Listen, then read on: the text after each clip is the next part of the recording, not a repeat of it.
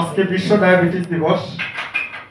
বা জামালপুরে বাংলাদেশে ডায়াবেটিস যদি থাকে আর তার যে রোগী হোক না কেন, হৃদরোগ হোক, ব্রেইনের কোনো হোক, কিডনির হোক, সব ক্ষেত্রেই আগে জিজ্ঞেস করা হবে আপনার ডায়াবেটিস আছে কিনা। তার মানে diabetes is the risk factor of all disease. শরীরের এমন কোনো অঙ্গ প্রত্যঙ্গ নাই যেখানে ডায়াবেটিস আক্রমণ করতে পারে না। কাছাকাছি এত ভয়াবহ এই ভয়াবহ ডায়াবেটিসকে আমাদের মাঝে সচেতনতামূলক প্রথম যে ব্যক্তি বা সারা বাংলাদেশে একটা ডায়াবেটিক সমিতি করেছেন আমাদের সবার অত্যন্ত শ্রদ্ধেয় জাতীয় অধ্যাপক ডাক্তার ইব্রাহিম স্যার। তাকে আমরা শ্রদ্ধা ভরে স্মরণ করছি। আজকে এই জামালপুর ডায়াবেটিক সমিতি, আমি জামালপুরের সিভিল সার্জন, আমরা দেখছি সরকারি চিকিৎসা সরকারি রেটে, কিন্তু তার সত্ত্বেও আমরা অনেক ক্ষেত্রেই সরকারি সুবিধাকে অনেক ক্ষেত্রেই পরিপূর্ণভাবে মানুষকে দিতে পারি না। অনেক বাধা আছে, অনেক আমাদের কনস্ট্রেন্ট আছে, যেগুলোর জন্য আমরা, যেমন আমাদের জেনারেল হাসপাতাল আছে। আজকে ইউনিসেফ, ইউএনএফপিএ এবং কানাডিয়ান হাই কমিশন থেকে অতিথি এসেছিলেন, তারা দেখেছেন এবং একটা মিটিং করলেন। আমাদের এইখানে অনেক রোগী থাকা সত্ত্বেও অনেক সুযোগ সুবিধা আমরা ইউটিলাইজ করতে পারতেছি না। কেন পারতেছি না? আমাদের কিছু অভাব, কিছু কনস্ট্যান্ট আছে, কিছু ম্যান পাওয়ার শর্ট, কিছু লজিস্টিক শর্ট, আমাদের ইনফ্রাস্ট্রাকচারেরও কিছু শর্ট, যার জন্য আমরা করতে পারতেছি না। পাশাপাশি জামালপুরে এত বেশি বেসরকারি লেভেলে স্বাস্থ্যসেবা প্রতিষ্ঠান আছে যে এই সমস্ত সকল স্বাস্থ্যসেবা প্রতিষ্ঠান আমার মনে হয় সবগুলার একটা বড় উদ্দেশ্য আছে, একটা লাভজনক উদ্দেশ্য।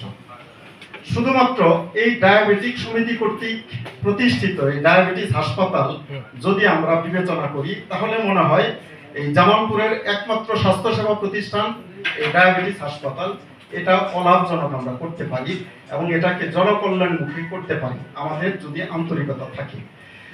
তো এই সবার মুখের থেকে একটা বাণী কিন্তু বের হয়ে আসছে যে এইখান থেকে আমাদের স্বাস্থ্য সেবাটা প্রপারলি হোক, সহজলভ্য হোক, সুন্দর হোক। এই কথাটাই সবার মূল মন্ত্র। যেখান থেকে বক্তব্য আসছে তার মূল মন্ত্র এটাই। আমরা চিন্তা করব না যে অতীতে এই প্রতিষ্ঠান কিরকম ছিল, আমরা চিন্তা করব ভবিষ্যতে এই প্রতিষ্ঠান আমাদের কিরকম চলবে। আমি যদিও জামালপুরের সিভিল সার্জন, আমার বাড়ির জামালপুরে, আমি জামালপুরের সন্তান হিসেবে বলবো এই প্রতিষ্ঠানটাকে, এই ডায়াবেটিক হাসপাতালটাকে আপনারা স্বাস্থ্য সেবায় জামালপুরের অগ্রদূত হিসেবে গণ্য করেন এবং এটা অগ্রদূত হওয়া সম্ভব। বারডেম হাসপাতাল বাংলাদেশের স্বাস্থ্য সেবার যতগুলো ফ্যাসিলিটিস আছে বারডেম হাসপাতালে সবগুলো আছে। আমরা তো সেই প্রতিষ্ঠানের একটা অঙ্গ সংগঠন, এটা সে তাই যদি হয় তাহলে আমরাও এখানে সেই ফ্যাসিলিটিস দিতে পারি। আমাদের মূল্য নিয়ে এখানে কথা এসেছে। এখানে মূল্য আমরা আমাদের বেসরকারি হাসপাতাল লেভেলে, রনি বলেছে এখানে যে কিছু অসামঞ্জস্য ছিল। আমরা একটা অত্যন্ত বড় সরে আমাদের স্বাস্থ্য বিভাগের একটা কমিটি করে সেটা রিভাইজ করেছি এবং তুলনামূলকভাবে করেছি, করে সেটা পাস করার জন্য এখনো ডিসি সাহেবের সাথে হয়তো আমরা একটা সিটিং দেবো। ইনশাল্লাহ আশা করি সবার পছন্দ হবে, এরকম আমরা একটা মূল্য নির্ধারণ করেছি। তো ডায়াবেটিস হাসপাতালের ক্ষেত্রে থিঙ্কিংটা অন্যরকম।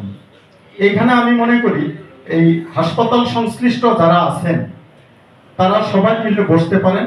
একটা টেস্ট বেসরকারি হাসপাতালে কি রকম আছে সেটা প্রশ্ন না, প্রশ্ন হলো কিভাবে মানুষের স্বাস্থ্য জনগণমুখী স্বাস্থ্য সেবা দেওয়া যায়, সেটা চিন্তা করে তার কস্ট হিসেব করে আপনারা তার মূল্য নির্ধারণ করতে পারেন। আমার মনে হয় এই সমিতির জন্য এটাই সবচেয়ে উপযুক্ত হবে।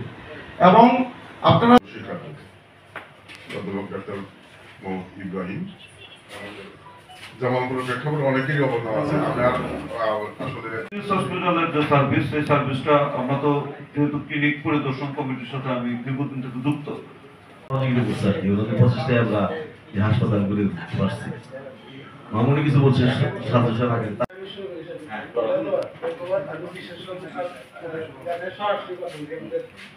আমরা যদি আলোচনাটা প্রসঙ্গে রাখি তাহলে মনে হয় ভালো হয়। আমি সেই 10টি টেস্ট মাননীয় হাইকোর্টের উচ্চ আদালতের রায়ের পর আমাদের DG health, director general health, ওটি আবার আমাদের কাছে অর্ডার হিসেবে পাঠিয়ে দেয় সেই রেটটিও আমরা সাথে রেখেছিলাম। আমরা একটি মূল্য তালিকা তৈরি করেছি। আমরা খুব সম্ভবত মাননীয় সিভিল সার্জন অনেক ধন্যবাদ আমাদের এই আলোচক এবং প্রিয় সাংবাদিক বন্ধুগণ। আসলে একটা ধারণা পত্র উপস্থাপন করলেন আমাদের সাধারণ